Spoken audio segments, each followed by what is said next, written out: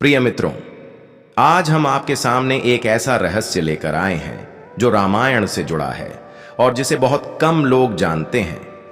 आपने सुना होगा कि रावण का भाई कुंभकर्ण 6 महीने तक गहरी नींद में सोता था और केवल एक दिन के लिए जागता था। लेकिन क्या आपने कभी सोचा कि इस लंबे समय तक कुंभकर्ण की पत्नी क्या करती थी? क्या वह अपने पति के साथ सोती थी या अकेले रहकर कुछ और करती थी?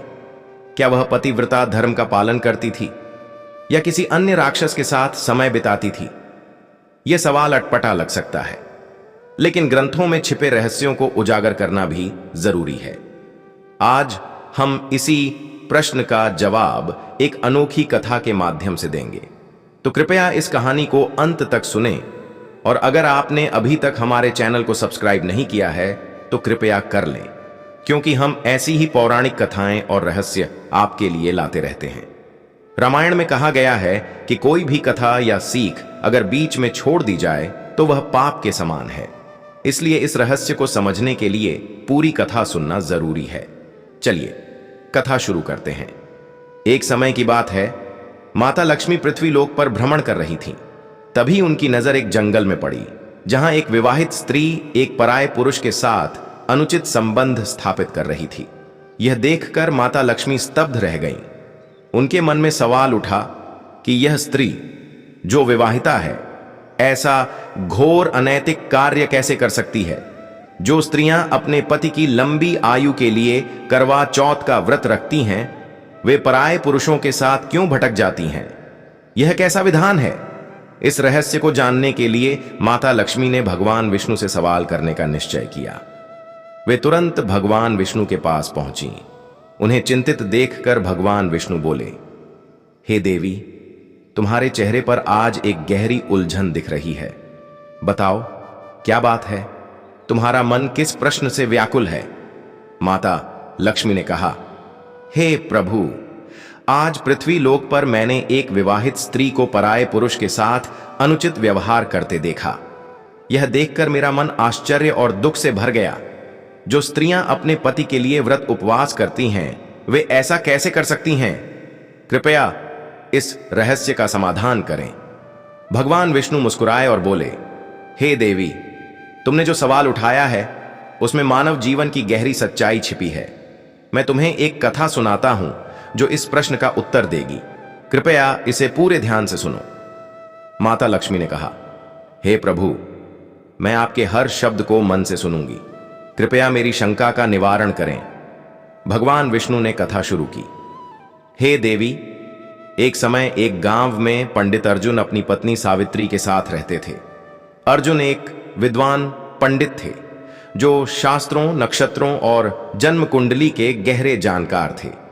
वे बच्चों की कुंडली बनाकर उनके भविष्य की सटीक भविष्यवाणी कर लेते थे। एक दिन सावित्री ने एक सुंदर कन्या को जन्म दिया। सावित्री अपनी बेटी को पाकर बहुत खुश थी, लेकिन जब पंडित अर्जुन ने अपनी नवजात बेटी की कुंडली देखी तो उनका चेहरा मुरझा गया। कुंडली में कुछ ऐसा था जो उन्हें अंदर तक हिला गया। हालांकि उन्होंने यह बात अपनी पत्नी से छिपाई, क्योंकि सावित्री प्रसव के बाद कमजोर थी और वह उसे और दुख नहीं देना चाहते थे। समय बीता और बेटी का नामकरण संस्कार हुआ। पंडित ने अपनी बेटी का नाम काव्या रखा। काव्या रूपवती थी। उसकी सुंदरता सबको आकर्षित करती थी। जैसे जैसे समय गुजरा, काव्या युवावस्था में पहुंची और विवाह योग्य हो। सावित्री ने पंडित अर्जुन से कहा, स्वामी, हमारी बेटी अब विवाह के योग्य है। कृपया कोई योग्य वर ढूंढकर उसका विवाह कर दें। लेकिन अर्जुन हर बार बहाना बनाकर बात टाल देते। सावित्री जब भी काव्या के विवाह की बात करती, अर्जुन विषय बदल देते। इस तरह कई साल बीत गए, लेकिन काव्या का विवाह नहीं हुआ। दरअसल पंडित अर्जुन को काव्या की कुंडली का रहस्य पता था। कुंडली में लिखा था कि काव्या जिस पुरुष से विवाह करेगी वह 2-3 साल में मृत्यु को प्राप्त हो जाएगा और काव्या विधवा हो जाएगी। कोई भी पिता अपनी बेटी को विधवा नहीं देखना चाहता। अर्जुन अपनी बेटी को इस दुख से बचाना चाहते थे, लेकिन वे यह भी जानते थे कि विधि के विधान को कोई नहीं बदल सकता। उनकी चिंता बढ़ती जा रही थी। एक दिन उन्होंने अपने मित्र विश्वास से इस समस्या पर चर्चा की। विश्वास ने एक उपाय बताया, लेकिन साथ में चेतावनी दी कि यह उपाय जटिल है और इसके परिणाम नकारात्मक हो सकते हैं। विश्वास ने कहा, यदि काव्या का विवाह हो और उसका पति कुछ समय तक जीवित रहे तो क्या वह अपने कर्तव्यों का पालन कर पाएगी? यह सुनकर अर्जुन और उलझन में पड़ गए। वे अपनी बेटी की रक्षा के लिए कुछ भी करने को तैयार थे, लेकिन जीवन और मृत्यु भगवान के हाथ में थी। अर्जुन ने सोचा कि वे काव्या का विवाह नहीं करेंगे ताकि उसे विधवा होने का दुख न सहना पड़े। लेकिन सूरजपुर गांव के लोग अब अर्जुन को ताने मारने लगे। वे कहते, यह कैसा पिता है जो अपनी जवान बेटी का विवाह नहीं करता? काव्या तो कब से विवाह योग्य है, फिर भी घर में बिठा रखा है। एक दिन गांव की कुछ महिलाएं सावित्री के पास गईं और बोलीं, सावित्री, तुम्हारी बेटी कब से विवाह योग्य है, फिर भी तुम उसका विवाह क्यों नहीं करवाती? समय रहते योग्य वर ढूंढ लो, वरना बाद में कोई नहीं पूछेगा।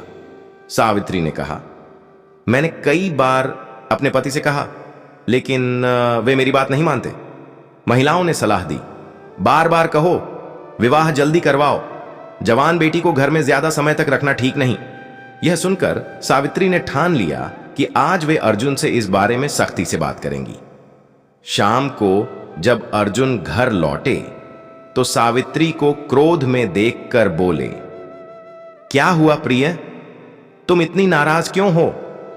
सावित्री ने सारी बात बताई और कहा, आपको शर्म नहीं आती? गांव की औरतें मुझे ताने मारती हैं कि हमारी बेटी जवान हो गई और आप उसका विवाह नहीं करवाते। जवान बेटी को घर में रखना पाप है। आज आप तय करें, या तो काव्या का विवाह करें या उसे मार डालें। अर्जुन ने समझाने की कोशिश की, लेकिन सावित्री नहीं मानी। आखिरकार अर्जुन ने कहा, ठीक है, मैं कोई योग्य वर ढूंढकर काव्या का विवाह कर दूंगा। अर्जुन ने चंद्रनगर गांव में काव्या के लिए एक योग्य वर ढूंढा और उसका विवाह कर दिया। काव्या 2-3 साल तक अपने पति के साथ सुखी रही, लेकिन तीसरे साल में उसके पति की मृत्यु हो गई। अर्जुन ने काव्या को वापस अपने घर बुला लिया, क्योंकि ससुराल में कोई और नहीं था। कुछ समय बाद अर्जुन ने दूसरा वर ढूंढा और काव्या का दूसरा विवाह करवाया, लेकिन कुछ साल बाद दूसरा पति भी मर गया। अर्जुन को गहरा दुख हुआ। सावित्री भी परेशान हो गई और सोचने लगी कि आखिर उनकी बेटी के साथ ऐसा क्यों हो रहा है। अर्जुन ने तीसरे वर की तलाश की। जब तीसरा विवाह हुआ तो विदाई के समय अर्जुन ने काव्या से कहा, बेटी, तुम अपने ससुराल जा रही हो, चाहे सुख हो या दुख उसे स्वयं सहना। आज के बाद मेरे घर मत आना।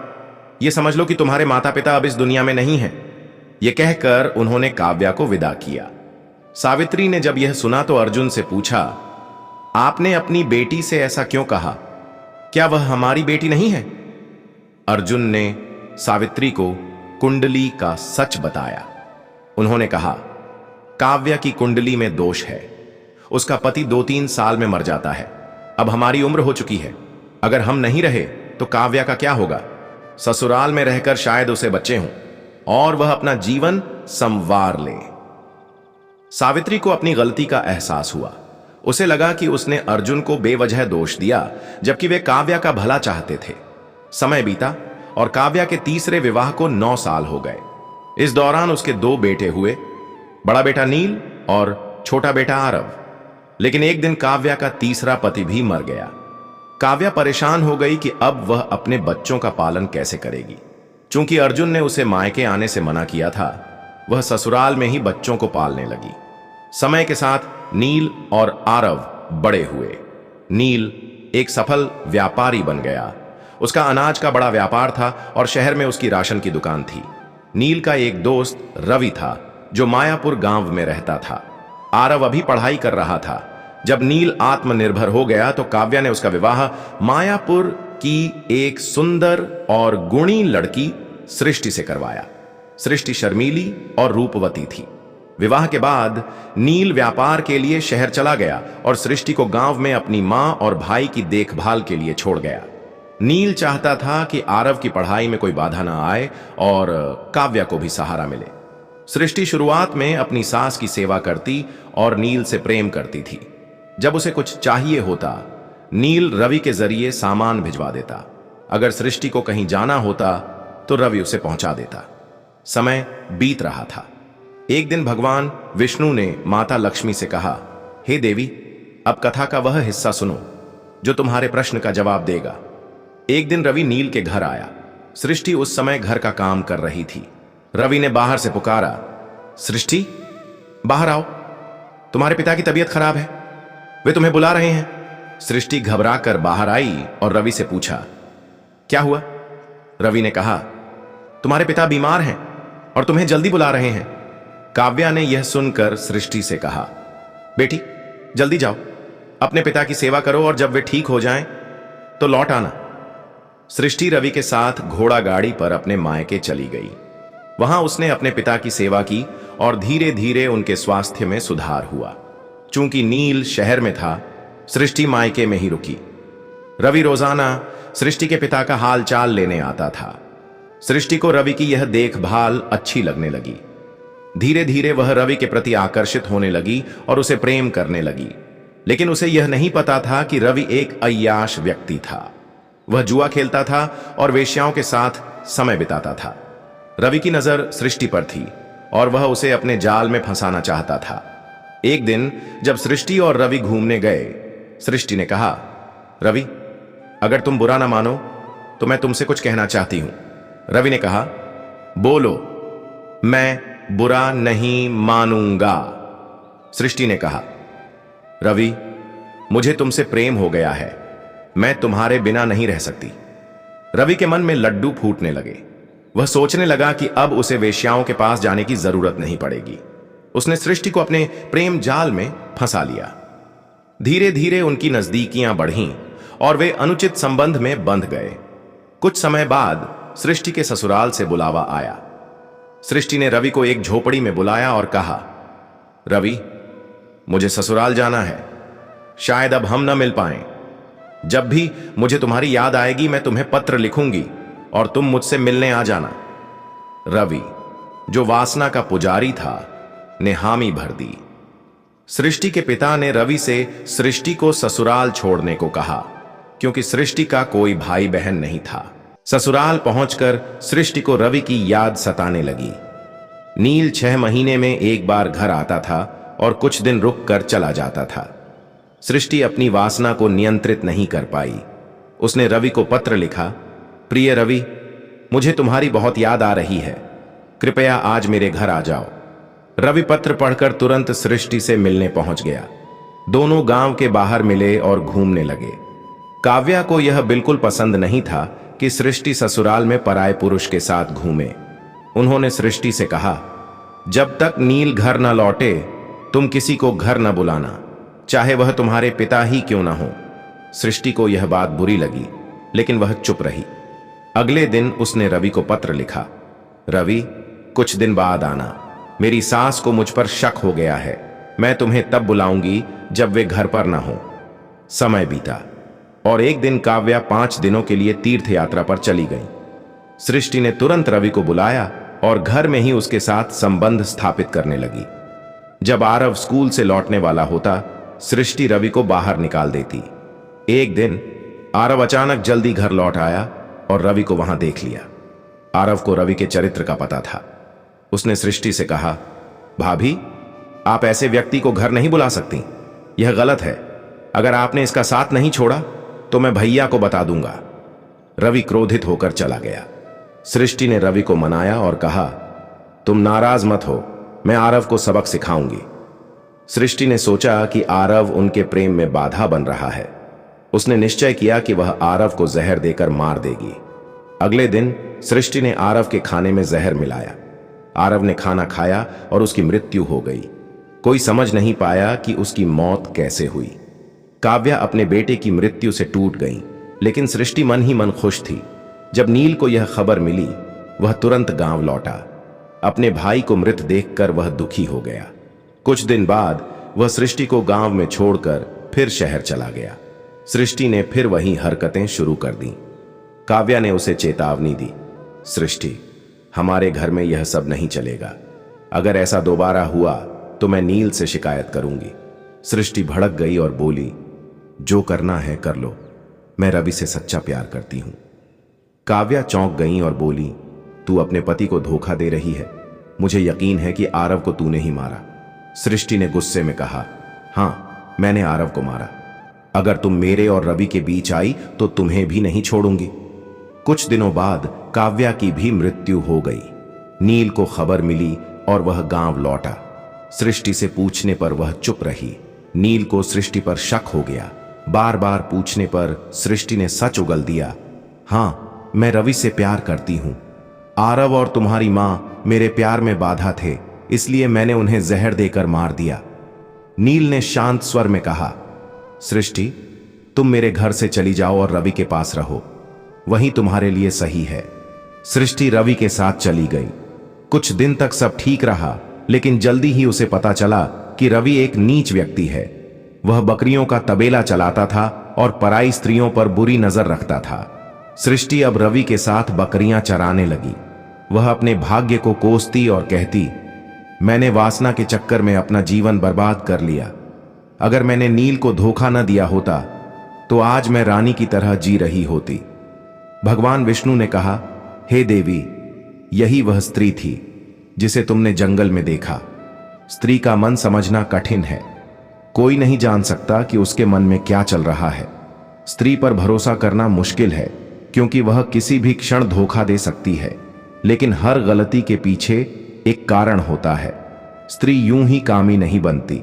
समाज उसे मर्यादा, त्याग और सतीत्व सिखाता है, लेकिन कोई नहीं बताता कि जब उसकी भावनाएं कुचल दी जाती हैं तो उसके भीतर क्या तूफान उठता है। जब वह अपने पति से प्रेम चाहती है और उसे उपेक्षा मिलती है, जब वह स्पर्श की चाह रखती है और उसे ठंडी दीवारें मिलती हैं, तब उसके मन में एक भूख जन्म लेती है। वह सोचती है, क्या मैं गलत हूं? तभी कोई उसकी तारीफ करता है और वह भटक जाती है। लेकिन यह प्रेम अक्सर क्षणिक होता है। जब वह सच जानती है तो पछताती है कि काश किसी ने उसकी आत्मा को पहले समझा होता। फिर भगवान विष्णु ने मुस्कुराते हुए कहा, हे देवी, अब कुंभकर्ण की पत्नी तड़ितमाला के बारे में जान लो। जब कुंभकर्ण 6 महीने सोता था, तड़ितमाला रोज भोजन बनाती और उसे सहेज कर रखती थी, ताकि कुंभकर्ण जागने पर भूख से व्याकुल न हो और लंका पर संकट न आए। वह अपने पति की सेवा और धर्म का पालन करती थी। ऐसी स्त्री इतिहास में अमर हो जाती है। माता लक्ष्मी की जिज्ञासा शांत हो गई। भगवान विष्णु ने कहा, हे देवी, अब तुम्हें समझ आ गया होगा कि पतिव्रता स्त्री का धर्म क्या होता है। मित्रों, हमें उम्मीद है कि यह कथा आपको पसंद आई होगी। अगर आपको यह जानकारी अच्छी लगी तो कृपया कमेंट में जय श्री राम लिखें। हमारे चैनल को सब्सक्राइब करें और इस वीडियो को अपने दोस्तों के साथ शेयर करें, ताकि वे भी जान सकें कि कुंभकर्ण के 6 महीने सोने के दौरान उसकी पत्नी क्या करती थी। आपका कीमती समय देने के लिए धन्यवाद।